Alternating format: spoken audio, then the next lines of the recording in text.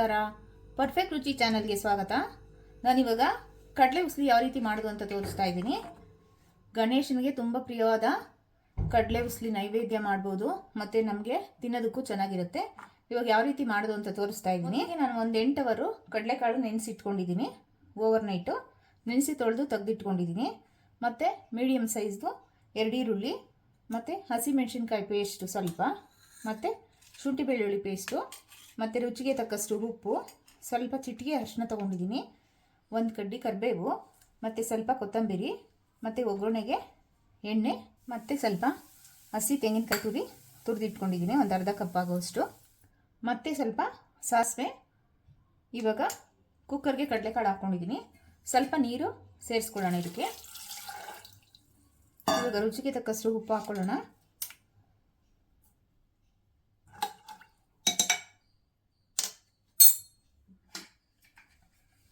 ಎರಡರಿಂದ 3 ವಿಸಿಲ್ ಇದು ಕೂಗಿಸ್ಕೊಳ್ಳೋಣ. ನೋಡಿ, ಇವಾಗ ಕಡಲೆಕಾಳು 3 ವಿಸಿಲ್ ಆಗಿದೆ, ಕೂಲ್ ಆಗಿದೆ. ಇವಾಗ ಓಪನ್ ಮಾಡ್ತಾ ಇದ್ದೀನಿ.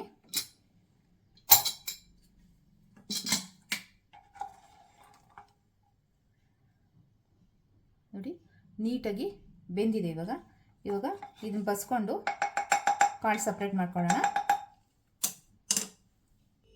ನೋಡಿ, ಇವಾಗ ಕಡಲೆಕಾಳಲ್ಲಿ ನೀರು ಸಪ್ರೇಟ್ ಮಾಡಿಕೊಂಡು ತೆಗೆದಿಟ್ಕೊಂಡಿದ್ದೀನಿ. ಇವಾಗ ಸ್ಟವ್ ಮೇಲೆ ಪಾನ್ ಇಟ್ಟು ಸ್ಟವ್ ಅಂಟಿಸ್ತಾ ಇದ್ದೀನಿ.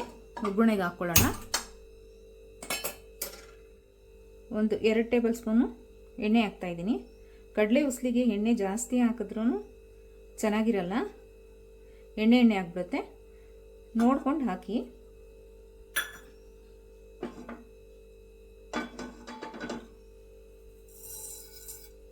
ಸಾಸಿವೆ ಹಾಕ್ತಾಯಿದ್ದೀನಿ. ಇದು ಚಿಟಪಟ ಅಂತ ಸಿಡಿಲಿ ಸಾಸಿವೆ. ನೀವು ಯಾವುದೇ ಪಲ್ಯ ಒಗ್ಗರಣೆ ಯಾವುದೇ ಮಾಡಲಿ, ಸಾಸಿವೆ ಚೆನ್ನಾಗಿ ಸಿಡಿಲಿಲ್ಲ ಅಂದರೆ ಅದು ಟೇಸ್ಟ್ ಬರಲ್ಲ. ನೀವು ಸಾಸಿವೆ ಲೇಟ್ ಆದರೂ ಪರವಾಗಿಲ್ಲ, ಸಾಸಿವೆ ಸಿಡಿಸಿನೇ ನೀವು ಮಾಡ್ಕೊಬೇಕಾಗುತ್ತೆ. ಸಾಸಿವೆ ಸಿಡಿತಾ ಇದೆ. ಇವಾಗ ಈರುಳ್ಳಿ ಹಾಕ್ಕೊಳ್ಳೋಣ.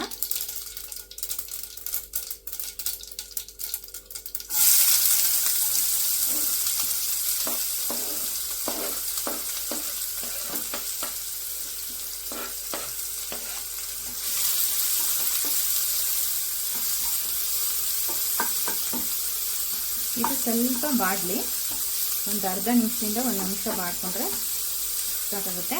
ಆಮೇಲೆ ಹಸಿಮೆಣಸಿನ್ಕಾಯಿ ಪೇಸ್ಟು ಮತ್ತು ಶುಂಠಿ ಬೆಳ್ಳುಳ್ಳಿ ಪೇಸ್ಟ್ ಹಾಕ್ಕೊಂಡು ಹಸಿ ವಾಸನೆ ಹೋಗೋವರೆಗೂ 1 ನಿಮಿಷ ಅದನ್ನು ಬಾಡಿಸ್ಕೊಳ್ಳೋಣ. ನೋಡಿ, ಈರುಳ್ಳಿ ಕಲರ್ ಸ್ವಲ್ಪ ಚೇಂಜ್ ಆಗಿದೆ, ಗೊತ್ತಾಗ್ತಿದೆ ನಿಮಗೆ. ಇವಾಗ ಕರಿಬೇವಿನ ಸೊಪ್ಪು ಹಾಕ್ತಾಯಿದ್ದೀನಿ. ಇವಾಗ ಕರಿಬೇವಿನ ಸೊಪ್ಪು ಸ್ವಲ್ಪ ಬಾಡಿದೆ. ಇವಾಗ ಶುಂಠಿ ಬೆಳ್ಳುಳ್ಳಿ ಪೇಸ್ಟು ಮತ್ತು ಹಸಿಮೆಣಸಿನ್ಕಾಯಿ ಪೇಸ್ಟ್ ಹಾಕ್ಕೊಳ್ಳೋಣ.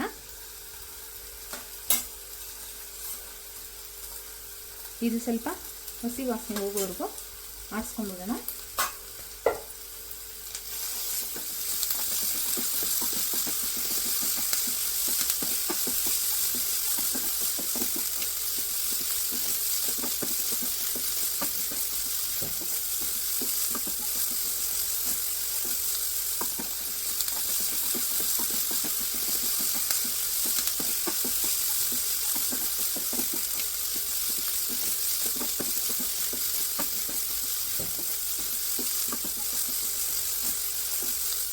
ನೋಡಿ, ಇವಾಗೆಲ್ಲ ಬೆಂದಿದೆ ನೀಟಾಗಿ.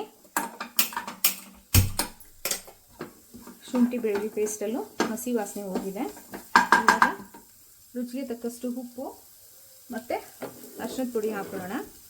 ನಾವು ಕಾಳಿಗೆ ಆಲ್ರೆಡಿ ಉಪ್ಪು ಹಾಕಿದ್ದೀವಿ. ಇವಾಗ ನೀವು ಉಪ್ಪು ಈ ಮಸಾಲೆಗೆ ಎಷ್ಟು ಬೇಕೋ ಅಷ್ಟು ಮಾತ್ರ ನೋಡ್ಕೊಂಡು ಹಾಕ್ಕೊಳ್ಳಿ. ನಾನು ಸ್ವಲ್ಪ ಹಾಕ್ತಾಯಿದ್ದೀನಿ ಇಲ್ಲಿ.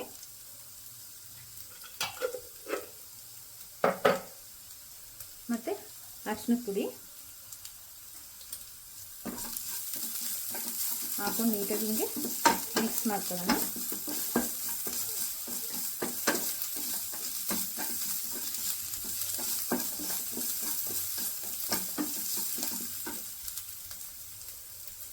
ಇದು ನಾನು ಅವಾಗ ಹೇಳೋದು ಮರ್ತ್ಬಿಟ್ಟಿದ್ದೆ, ಹಸಿ ತೆಂಗಿನಕಾಯಿ ತುರಿ ತೋರಿಸೋದು ಮರ್ತ್ಬಿಟ್ಟಿದೆ. ಇವಾಗ ಹಸಿ ತೆಂಗಿನಕಾಯಿ ತುರಿ ಇದಕ್ಕೆ ಸೇರಿಸ್ಕೊಳ್ಳೋಣ.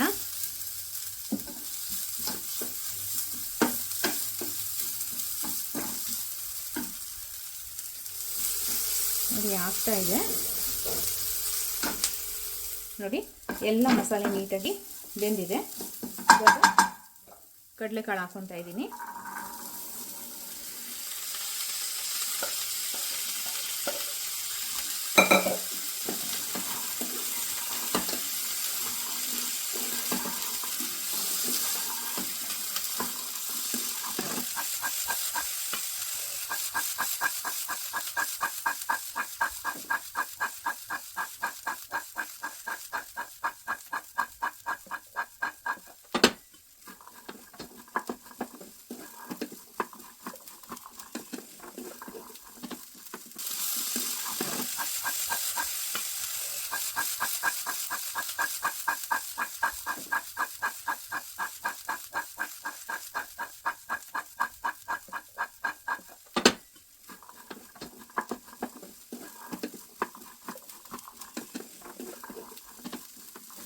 ಸ್ವಲ್ಪ ದೊಡ್ಡ ಬಾಣಲಿ ಇಟ್ಕೊಬೇಕಾಗಿತ್ತು. ನಾನು ಇದಕ್ಕೆ ಆಗುತ್ತೆ ಅಂತ ಇಟ್ಕೊಂಡೆ.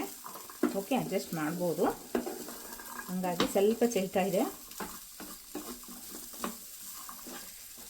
ನೋಡಿ. ಇವಾಗ ಫೈನಲ್ಲಾಗಿ ಕಡಲೆ ಉಸ್ಲಿ ರೆಡಿಯಾಗಿದೆ. ಇವಾಗ ಇದಕ್ಕೆ ಸ್ಟವ್ ಆಫ್ ಮಾಡಿಬಿಟ್ಟು ಕೊತ್ತಂಬರಿ, ಸ್ವಲ್ಪ ನಿಂಬೆಹಣ್ಣು, ಒಂದು ಅರ್ಧ ಹೋಳು ನಿಂಬೆಹಣ್ಣು ಇಟ್ಕೊಂಬಿಡೋಣ. ನಾನು ಅವಾಗೆ ನಿಮಗೆ ನಿಂಬೆಹಣ್ಣು ಹೇಳಿಲ್ಲ, ಸ್ವಲ್ಪ ಹಾರಲಿ.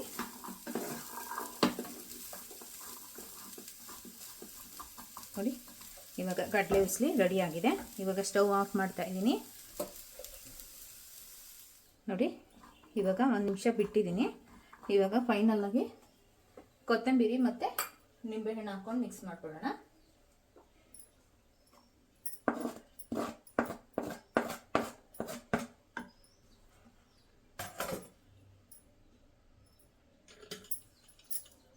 ಮತ್ತು ನಿಂಬೆಹಣ್ಣು ಒಂದು ಅರ್ಧ ಸಾಕಾಗುತ್ತೆ. ನಾನು ಕ್ವಾಂಟಿಟಿ ಇಲ್ಲಿ ಕಮ್ಮಿ ತೊಗೊಂಡಿದ್ದೀನಿ. ನೀವು ಕ್ವಾಂಟಿಟಿ ಜಾಸ್ತಿ ತೊಗೊಂಡ್ರೆ ನೀವು ಸ್ವಲ್ಪ ಎಲ್ಲ ಜಾಸ್ತಿ ಹಾಕ್ಕೊಂಡು ಮಾಡ್ಕೊಳ್ಳಿ. ಈ ಥರ ಮಾಡಿ ನೋಡಿ ಒಂದ್ಸಲಿ, ತುಂಬ ಚೆನ್ನಾಗಿ ಬರುತ್ತೆ. ಹೇಗಿತ್ತು ಅಂತ ಒಂದ್ಸಲಿ ಕಮೆಂಟ್ ಮಾಡಿ. ಈಗ ಒಂದು ಮಿಕ್ಸ್ ಮಾಡ್ಕೊಳ್ಳೋಣ.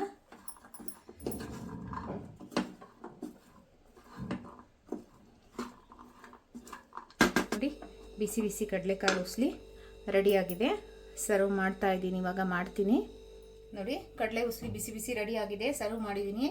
ಈ ವಿಡಿಯೋ ಇಷ್ಟ ಆಗಿದ್ರೆ ಪ್ಲೀಸ್ ಲೈಕ್ ಮಾಡಿ, ಶೇರ್ ಮಾಡಿ, ಕಮೆಂಟ್ ಮಾಡಿ, ಸಬ್ಸ್ಕ್ರೈಬ್ ಮಾಡ್ಕೊಳ್ಳಿ. Thank you.